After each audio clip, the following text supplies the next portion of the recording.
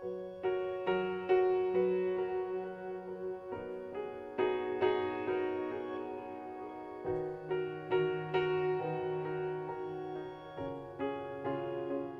시간 하나님께서 사모하는 우리의 마음에 풍성한 은혜를 부어주시고 또 감사할 제목들이 생각나게 하시고 이 시간 부족하지만 하나님 앞에 한 해 동안 우리 감사의 열매를 정성을 다하여 올려드리는 그런 예배가 되기를 간절히 바랍니다. 오늘은 추수감사 주일입니다. 사실 구약 성경에 보면 구약의 백성들, 이스라엘 백성들이 이런 추수 절기를 지켰던 기록들이 나옵니다. 구약에는 3대 절기가 있습니다. 적어도 3번 이상 하나님 앞에 어떤 의미를 담아서 이렇게 중요한 절기를 지켜드렸는데 그 가운데 하나가 초막절이라고 하는 게 있습니다. 또 다른 이름으로는 수장절이라고 합니다. 수장절, 초막절 혹은 수장절이라고 하는데 초막절이라고 하는 절기를 지키는 이유는 우리가 잘 아는 것처럼 이스라엘 백성들이 40년 동안 광야를 지나왔습니다. 하루도 살기 힘든 그 사막, 그 광야를 40년 동안 지내오는 동안 하나님께서 그들을 먹이시고 그들을 입히시고 그들을 완벽하게 보호해 주신 그 광야 40년의 생활을 기억하면서 초막절이 되면 이스라엘 백성들이 이 초막을 짓는 것입니다. 나뭇가지나 풀들을 가지고 그렇게 천막을 치고 그곳에서 한 일주일 정도 생활을 하는 것입니다. 안락하고 좋은 집을 두고 굳이 초막을 짓고 그곳에서 일주일 정도 생활하는 것은 하나님께서 우리의 조상들이 광야를 지날 때 함께해 주셨던 은혜를 기억하고 하나님 앞에 감사하는 그런 절기를 지켜드리는 것입니다. 그래서 초막절이라고 합니다. 또 다른 이름으로는 수장절이라고 하는데 그 이유는 우리 레위기 23장 39절 40절 말씀을 한번 보시면 좋겠습니다. 같이 한번 39절을 읽어보겠습니다. 너희가 토지 소산 거두기를 마치거든 7째 달 15째 날부터 이래 동안 여호와의 절기를 지키되 첫날에도 안식하고 8째 날에도 안식할 것이요. 40절 첫날에는 너희가 아름다운 실과와 종려나무 가지와 무성한 나무 가지와 시내버들과를 취하여 너희의 하나님 여호와 앞에서 이래 동안 즐거워할 것이라. 추수를 마치는 그날에 아름다운 나무 실과를 하나님 앞에 올려드리면서 이래 동안 즐거워하는 절기, 이것이 초막절 혹은 수장절이라고 하는 것입니다. 모든 수확을 끝냈을 때 하나님 앞에 40절에 보면 아름다운 나무 실과 종려나무 가지, 무성한 나무 가지, 시내버들 이런 것들을 하나님 앞에 올려드리면서 기뻐하고 즐거워하는 그런 절기가 수장절. 수장이라는 말은 창고에 이렇게 곡식을 이렇게 저장한다 그런 의미를 가지고 있습니다. 이스라엘은 우기와 건기로 좀 나누어져 있죠. 겨울이 우기입니다. 그래서 겨울 농사는 주로 보리나 밀이나 우리나라는 벼를 심지만 이스라엘은 벼는 따로 심지 않지만 보리나 밀을 주로 겨울 동안 심고 거두어드립니다. 여름은 건기입니다. 주로 곡식보다가는 이렇게 나무의 열매를 이렇게 추수해서 하나님 앞에 열매를 올려드리는 그런 의미가 더 강했던 것 같습니다. 오늘 추수감사 주일인데 오늘은 한 해 동안 베푸신 하나님의 은혜를 헤아려 감사하는 그런 감사의 절기이기도 하지만 또 한 해 동안 우리의 삶을 통하여 맺은 열매, 하나님이 받으실 만한 열매들을 하나님 앞에 올려드리면서 하나님 앞에 기뻐하고 감사하고 또 즐거워하는 그런 의미를 가진 절기가 추수감사절이라고 할 수 있습니다. 아마 여러분 추수감사주일이 되면 해년마다 감사에 대한 주제를 가지고 말씀을 많이 들었을 텐데 오늘은 제가 열매에 관한 말씀을 드리겠습니다. 왜냐하면 우리의 열매를 하나님 앞에 올려드리는 의미를 가지고 있기 때문에 그렇습니다. 여러분, 하나님은 우리에게 열매 맺기를 원하십니다. 오늘 우리가 읽었던 요한복음 15장은 우리가 너무 잘 아는 포도나무 비유 아닙니까? 하나님께서 우리에게 원하시는 것은 열매입니다. 그냥 열매가 아니라 더 많은 열매, 더 풍성한 열매를 하나님 우리에게 원하신다는 것이죠. 그런데 여기서 우리가 한번 생각해 볼 것이 있습니다. 여러분, 열매하고 결과하고 이 둘의 차이를 아십니까? 아마 제가 적어도 2번 이상 이 강단에서 열매와 결과에 대한 말씀을 드렸던 적이 있습니다. 여러분 기억이 희미하시겠지만 잘 한번 생각해 보십시오. 결과와 열매는 비슷해 보이지만 분명한 차이가 있습니다.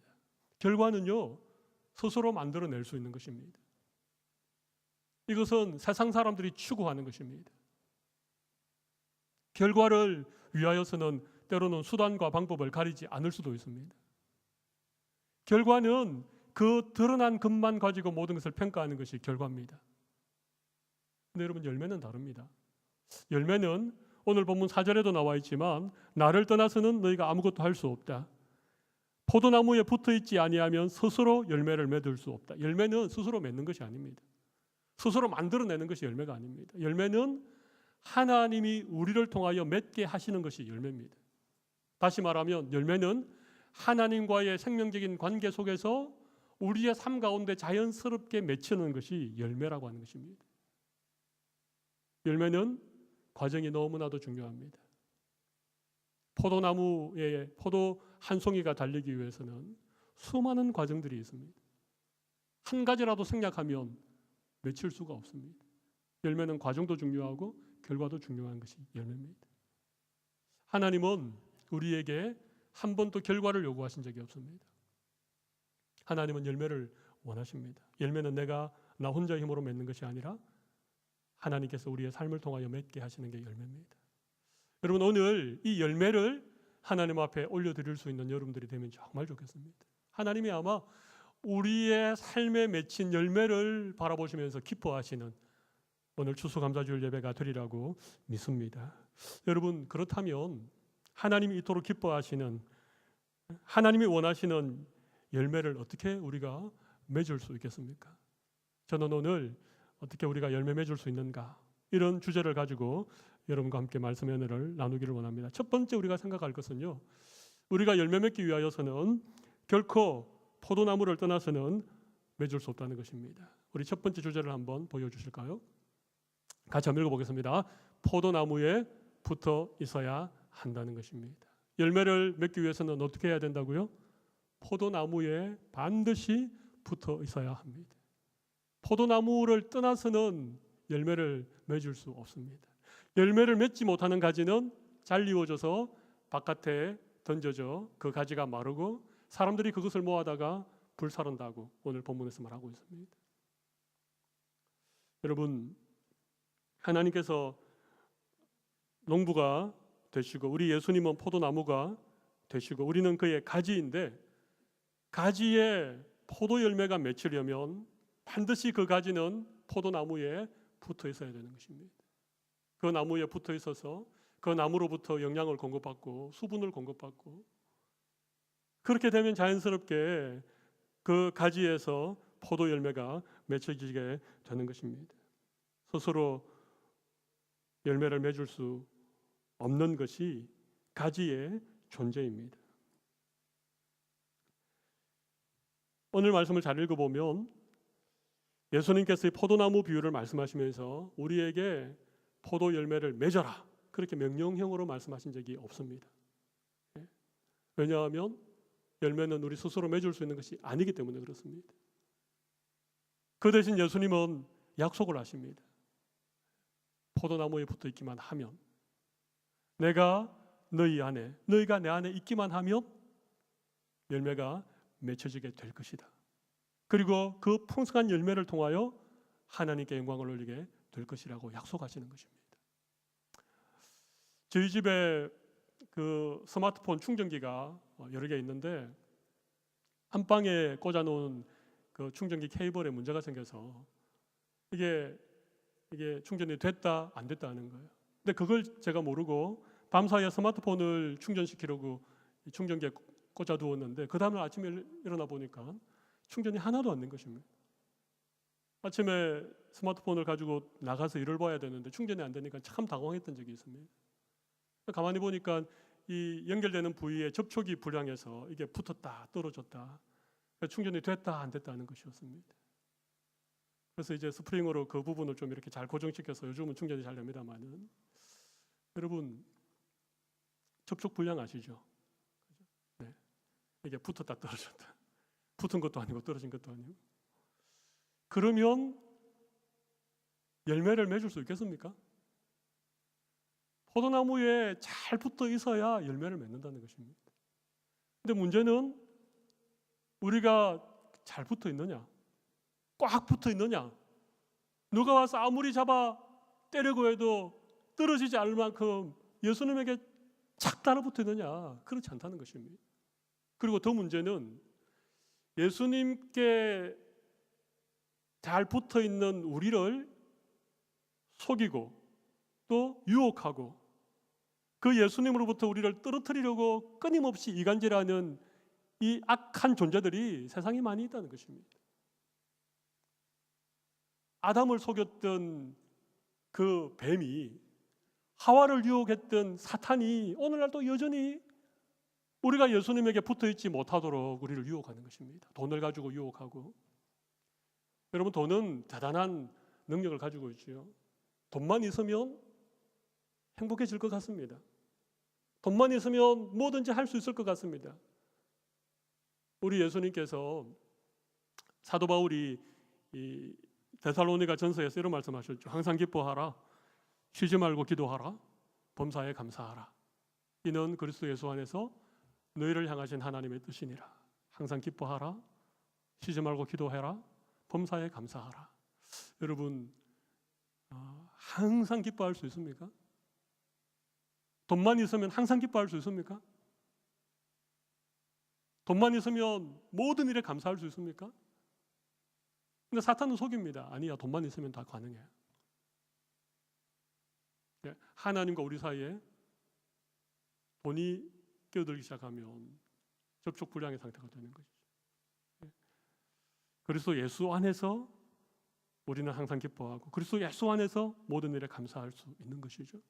근데 사탄은 자꾸 속이는 것입니다. 우리를 속이고 하나님과 우리 사이에 죄라고 하는, 전기가 전혀 통하지 않는 이런 것들을 우리 사이에 끼워 넣음으로 하나님과 접촉이 잘 안 되게 하는 거예요. 그러니까 하나님으로부터 영향을 공급받아야 되고 예수님으로부터 생수를 공급받아야 되는데 그게 붙었다 떨어졌다, 은혜 받은 날에는 좀 붙어 있는 것 같은데 또 세상 나가서 살다 보면 그냥 그것이 또 접촉이 불량해가지고 끊어져 버리는. 제가 한번 여러분에 물어보겠습니다. 여러분은 접촉 불량입니까? 아니면 접촉 양호입니까? 잘 붙어 있어야 된다는 것입니다. 여러분 모두 접촉 양호가 되시기를 바랍니다. 잘 붙어 있어야 된다는 것입니다. 이건 많이 열매 맺을 수 있는 유일한 길입니다. 포도나무에 붙어 있지 않고 내 삶에 어떤 열매가 맺혀지리라 기대하지 마십시오. 물론 결과는 만들어낼 수 있습니다. 결과는 하나님의 은혜 아니어도, 하나님의 도움이 없어도 내가 가진 능력, 내가 가진 돈, 내가 가진 연줄, 내가 가진 젊음, 이런 것으로 어떤 결과를 만들어낼 수 있습니다. 그러나 그 결과는요, 세월이 지나면 점점 퇴색됩니다. 내가 힘이 빠지고 내가 돈이 없고 친구가 떠나고 나면요, 더 이상 결과를 만들어내지 못하기 때문에 결과를 추구하는 인생은 점점 초라해지는 것이죠. 열매 맺는 인생은 그렇지 않습니다. 하나님으로부터 끊임없이 생명을 공급받기 때문에 나이가 들고 세월이 지날수록 더 아름다운 열매를 맺게 되는 것이죠. 오늘 하나님께 잘 붙어 있어서 열매 맺는 여러분의 삶이 되시기를 바랍니다. 여러분, 잘 붙어 있는 방법이 뭘까요? 이게 붙어 있는다라고 하는 게 너무 비유의 말씀이고 이게 좀 구체적이지 않는데, 여러분 예수님 되시는 포도나무에 잘 붙어 있는 두 가지 방법을 제가 소개해 드리겠습니다. 첫 번째는요, 우리 본문 5절과 7절 말씀을 한번 보도록 하겠습니다. 5절 같이 한번 읽어볼까요? 나는 포도나무요 너희는 가지라. 그가 내 안에 내가 그 안에 거하면 사람이 열매를 많이 맺나니 나를 떠나서는 너희가 아무것도 할 수 없음이라. 7절도 읽어볼까요? 너희가 내 안에 거하고 내 말이 너희 안에 거하면 무엇이든지 원하는 대로 구하라 그리하면 이루리라. 자, 여기 보시면 5절과 7절이 조금 다른 게 있습니다. 5절은 그가 내 안에 내가 그 안에 거한다 이렇게 말씀하셨는데 7절에 보면 너희가 내 안에 그다음 뭡니까? 내 말이 너희 안에 거하면. 그러니까 예수님이 우리 안에 거한다라는 이 말씀은요, 예수님의 말씀이 우리 안에 거한다는 것입니다. 우리가 포도나무이신 예수님에게 잘 붙어있는 첫 번째 방법은 하나님의 말씀, 예수님의 말씀이 우리 안에 거하게 하는 것입니다. 말씀이 너무 중요한 것입니다. 여러분 안에 말씀이 거합니까? 여러분의 마음속에 기억나는 말씀, 어떤 상황에서 내 생각을 지켜주는 그런 말씀들이 여러분에게 있으십니까? 이게 있어야 된다는 것입니다. 그래서 우리는 매일 말씀 읽고 말씀 듣고 말씀 묵상하고 열심히 말씀을 우리가 사모하는 이유는 말씀이 내 안에 있어야 우리가 예수님에게 붙어 있을 수 있기 때문에 그렇습니다. 지난 한 주간의 삶을 한번 돌아보십시오. 지난 일주일의 삶 가운데 여러분에게 기억나는 말씀이 있었습니까? 어떤 말씀이 기억났습니까? 혹시나 지난주일 제가 전했던 시편 138편 다윗의 감사의 제목들이 여러분에게 혹시 생각났습니까? 하나님으로 인하여 감사하셨는지요? 우리의 기도에 응답하시는 그 주님으로 인하여 감사하셨습니까? 내가 원하는 것을 그대로 응답하지 않으셨지만 나의 영혼에 힘을 주시고 강하게 하신 그 하나님의 은혜를 여러분 생각하셨습니까?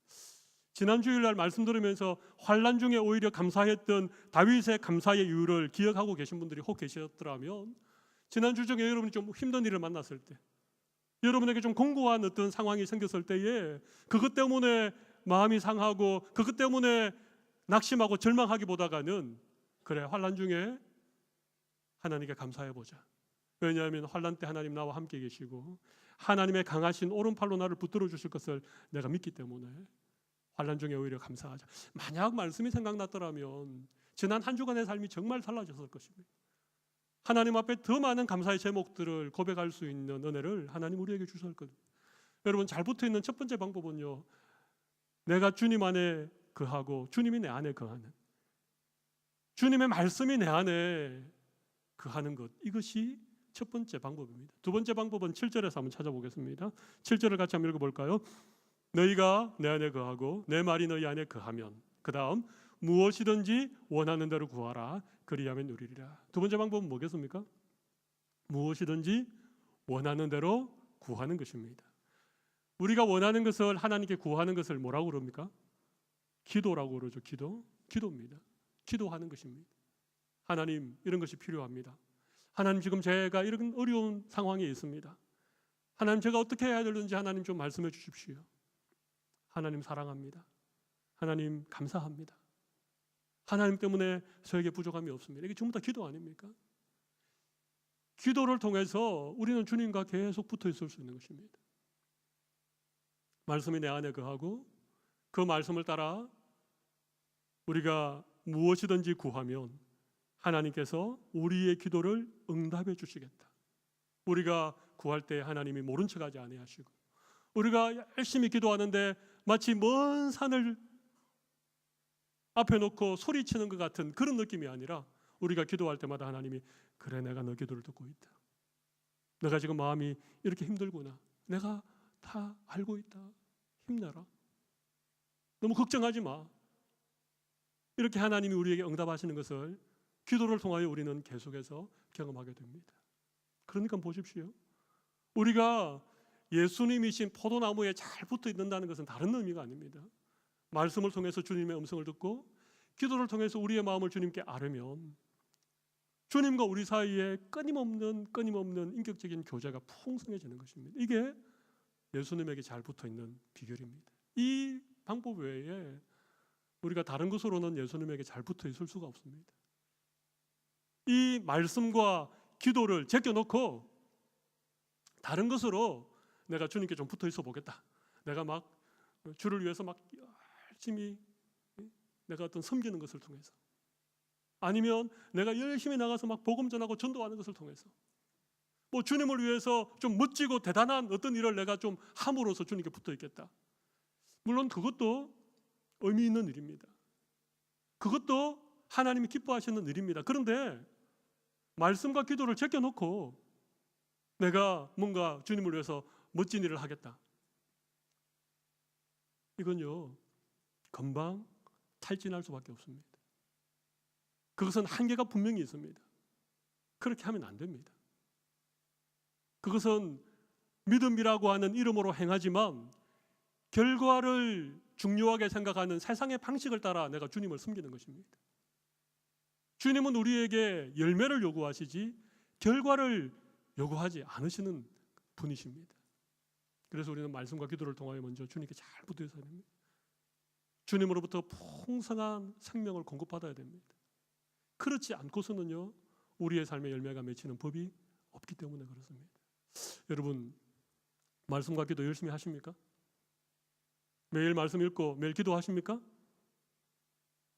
뭐 하루에 10장, 20장 읽으면 좋겠지만 한 장이라도 읽으십니까? 아니면 한 구절이라도 말씀을 읽고 말씀을 묵상하십니까? 기도하십니까? 밥 먹을 때 잠깐 하는 식사 기도 말고 여러분이 따로 좀 시간을 내어서 아침이든 저녁이든 새벽이든 좀 하나님 앞에 기도하는 시간 있으십니까? 만약 없으시다면 오늘부터 다시 여러분의 신앙생활에서 말씀과 기도를 다시 한번 확보하시기 바랍니다. 아멘이십니까? 우리 청년들, 우리 중고등부 친구들, 여러분의 생활 속에 말씀과 기도를 다시 한번 새롭게 하시기를 바랍니다. 아멘이라고 해야 됩니다. 제가 다시 한번 묻겠습니다. 자, 우리 중고등부 청년 친구들, 여러분의 신앙생활 속에 말씀과 기도를 새롭게 확립하시기를 바랍니다. 아멘. 네. 아멘이라는 말은 진실로 그렇게 되기를 원합니다.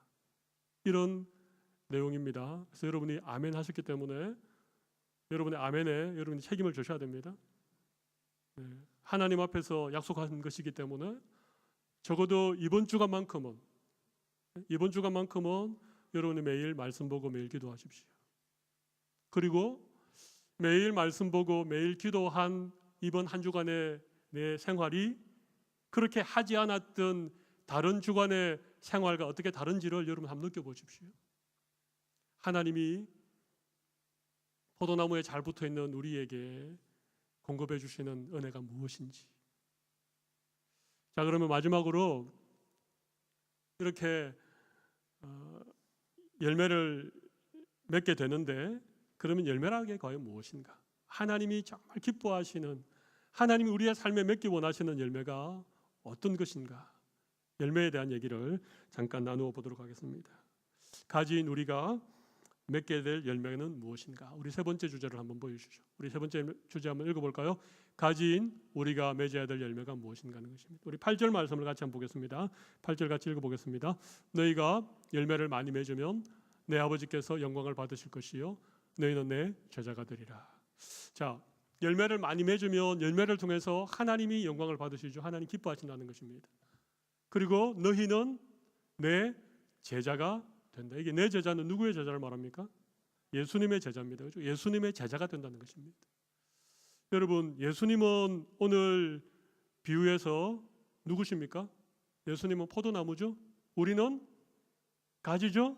그러면 가지인 우리에게 어떤 열매가 맺히겠습니까? 사과가 맺히겠습니까? 복숭아가 맺히겠습니까? 뭐가 맺히겠습니까? 포도가 맺히는 게 당연하지 않습니까? 왜냐하면 포도나무에 붙어있는 가지인데 포도가 열려야죠. 포도나무에 붙어있는 가지에 복숭아가 열리면 회 토픽에 나오게 됩니다. 그럴 수는 없는 것입니다. 우리가 예수님에게 붙어 있어서 우리가 맺게 될 열매는요, 다른 게 아닙니다. 예수님을 꼭 닮은, 예수님의 인격, 예수님의 성품, 예수님의 모습을 꼭 닮은 포도 열매가 우리에게 맺혀지는 것입니다. 예수님의 제자라는 말은 다른 의미가 아닙니다. 예수님의 제자는 예수님을 닮은 자, 예수님을 닮기 위하여 예수님을 열심히 따라가는 자, 그게 제자 아닙니까? 여러분에게 예수님의 제자가 되는 열매가 맺히기를 바랍니다. 열매는 다른 게 아닙니다. 열매는요, 우리 자신이 열매입니다. 우리 자신이. 하나님에게서 떨어져서 하나님의 어떤 심판의 대상이고 영원한 멸망의 그런 삶을 살다가 예수님께서 우리를 위하여 십자가에 돌아가시고 우리를 구원하셔서 하나님과 다시 생명적인 관계로 우리를 붙여주셨는데, 하나님께서 이제 그렇게 하나님께 접붙임 받으어진 예수님과 생명적인 관계 안에 있는 우리를 통하여 맺기 원하는 열매는 다른 것이 아니고 우리 자신이 예수님처럼 변화되어 가는 것, 예수님의 작은 제자가 되는 것, 그것을 하나님이 크게 기뻐하신다는 것입니다. 여러분, 이 시간 한번 생각해 보십시오. 나는 예수님의 제자인가? 나에게서 예수님의 모습이 나타나고 있는가? 예수님 눈에 보이지 않지만 사람들이 나를 보면서 예수님을 볼 수 있는 그런 삶을 살아가고 있는가? 아니면 예수는 믿지만, 교회는 다니지만, 뭔가 교회에서 열심히 봉사도 하지만 나에게는 전혀 예수님의 제자의 모습이 나타나지 않는가? 오늘 우리가 함께 읽었던 본문은 아니지만 9절에서 11절, 12절까지의 말씀을 보면 열매의 특징 3가지가 나타나고 있습니다.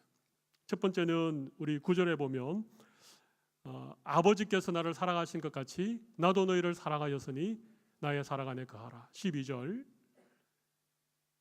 내 계명은 곧 내가 너희를 사랑한 것 같이 읽어볼까요? 너희도 서로 사랑하라 하는 이것이니라. 예수님의 제자에게서 나타나는 첫 번째 특징은요, 사랑입니다. 예수님의 사랑, 우리를 사랑하시는 그 사랑, 예수님의 그 사랑을 받은 우리가 예수님처럼 서로를 사랑하는 그런 사랑. 여러분에게 사랑이 있으십니까? 남다른 사랑이 있으십니까?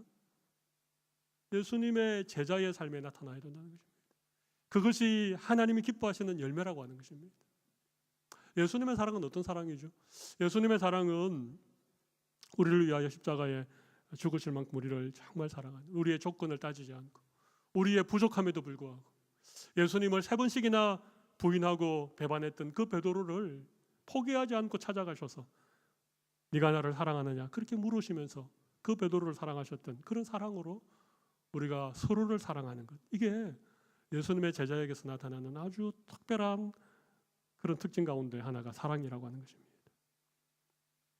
여러분, 사랑의 열매를 맺을 수 있기를 바랍니다. 사랑하는 것입니다.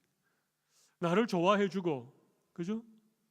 나를 위해주는 그런 사람을 사랑하는 것은요, 세상 사람도 다 그렇게 할 수 있습니다. 그건 하나님이 기뻐하시는 열매로서의 사랑이 아닙니다. 오늘 하나님이 기뻐하시는 열매, 예수님의 제자로서 맺어야 될 사랑은요, 나를 미워하는 자를 사랑하는 것입니다. 나에게 좀 힘들게 하고 내 마음을 아프게 하는 그런 사람까지, 나를 실망시키고 나를 배반한 사람까지 사랑하는 그런 사랑이 우리에게 만약 있다면 그것은 분명하게 하나님이 기뻐하시는 열매를 맺고 있다는 증거인 것입니다. 그런 사랑의 열매가 우리 가운데 풍성히 맺혀지기를 간절히 바랍니다. 또 한 가지는요, 우리 10절에서 찾아볼 수 있을 것 같습니다. 우리 10절 말씀 같이 읽어볼까요? 내가 아버지의 계명을 지켜 그의 사랑 안에 거하는 것 같이 너희도 내 계명을 지키면 내 사랑 안에 거하리라. 자, 사랑은 계명에 순종하는 것으로, 계명을 지키는 것으로 나타납니다. 우리 동전의 앞면이 사랑이라면 뒷면은 계명을 지키는 순종입니다. 순종하는 것이죠. 정말 내가 예수님을 사랑한다면 예수님의 말씀을 내 생명을 다해서 지켜내는 것입니다. 어떤 희생을 각오하고서라도 순종하는 그런 순종, 그것을 하나님이 우리에게 원하시는 열매라고 하는 것입니다. 우리 예수님은 죽기까지 하나님의 말씀에 순종하셨습니다. 그래서 그 십자가에 죽으셨죠. 하나님께서 예수님이 정말 죽기까지 하나님 아버지의 말씀에 순종하는 것을 너무 귀하게 여기셔서 그의 이름을 모든 이름 위에 뛰어나게 하셨습니다. 모든 입으로 그를 주라 시인하게 만드셨습니다. 모든 무릎이 그 앞에 무릎 꿇게 만드셨습니다. 하나님께서 예수님을 그렇게 높게 세우신 것이죠. 여러분, 순종은요, 정말 예수님의 제자로서 우리의 삶 가운데 맺어야 될 열매입니다. 순종하는 것, 말씀 지키는 것.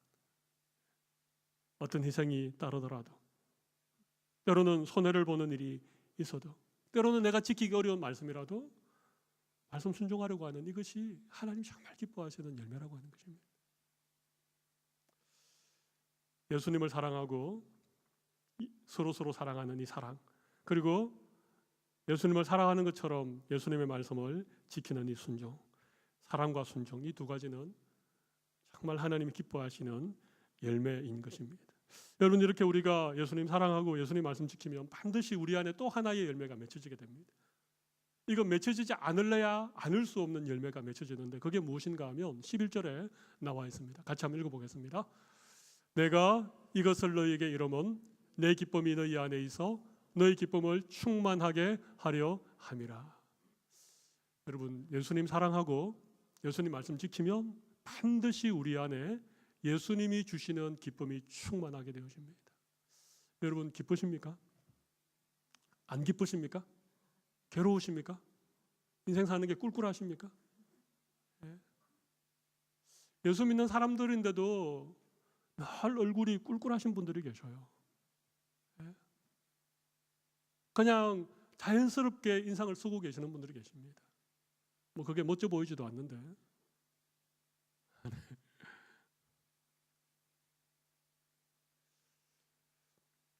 우리가 하나님이 기뻐하시는 열매를 맺는 삶을 살면 우리가 정말 예수님에게 잘 붙어 있어서 말씀과 기도를 통하여서 예수님과 함께 생명의 교제를 나누면 반드시 우리 안에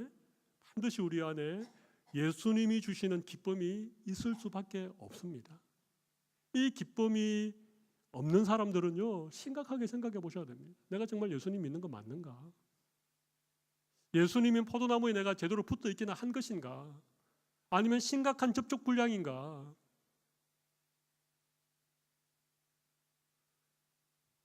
제가 오늘 예배하는 여러분들의 얼굴을 보니까 접촉 불량인 분들이 몇 분 계신 것 같아요. 좀 기뻐하시기 바랍니다. 억지로 하는 기쁨이 아닌 내 속에서 샘물이 솟아나는 것 같은 이런 기쁨이 우리에게 경험되어져야 됩니다. 하나님이 은혜 주시리라고 믿습니다. 하나님이 우리에게 기쁨을 샘솟듯이 솟아나게 해 주시리라고 정말 믿습니다. 여러분, 이렇기 때문에 우리가 예수 믿는 거예요. 이 기쁨이 있기 때문에 우리가 주님 섬기는 것입니다. 이 기쁨이 있기 때문에 우리 말씀 순종하고, 이 기쁨이 있기 때문에 주님 사랑하고 나를 힘들게 하는 사람들조차도 사랑할 수 있는 그런 삶을 살아가는 것입니다. 그렇기 때문에 사람들 우리를 바라보면서 내가 예수님은 몰라도 너를 보니까 예수님이 계신가 보다 그렇게 얘기하는 것입니다. 너의 우구지상을 보니까 예수님 믿을 만정이 떨어진다, 이렇게 하지 않기를 바랍니다. 우리 옆에 계신 분들 한번 보시기 바랍니다. 그리고 활짝 한번 웃어보시기 바랍니다. 그리고 이렇게 서로 한번 격려합시다. 기쁨의 열매를 맺기 원합니다. 이렇게 한번 서로 한번. 네. 네. 오늘은 추수감사주일입니다. 우리가 매년 추수감사주일 때 우리 감사에 관한 주제를 가지고 말씀을 많이 나누었는데 오늘은 제가 좀 특별히 열매라고 하는 주제로 말씀을 나누었습니다. 하나님은 우리에게 감사의 고백을 받는 것도 기뻐하시지만 우리의 삶을 통하여 하나님 앞에 열매를 내어드리는 것도 하나님 정말 원하십니다. 열매는 어려운 것이 아닙니다.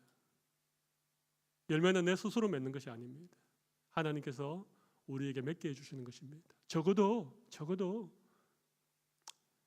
이 시간 정말 하나님이 나에게 주는 기쁨이 있다면, 이 시간 다른 걸 다 좀 제껴놓고서라도 예배하는 이 한 시간만큼 내 마음에 기쁨이 있다면 여러분의 마음에 있는 그 기쁨이 하나님을 기쁘시게 하는 열매가 된다는 사실을 꼭 기억하십시오.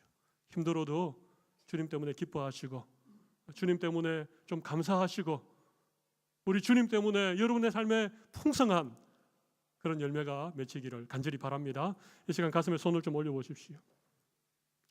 우리 함께 기도하는 시간을 잠깐 가집시다.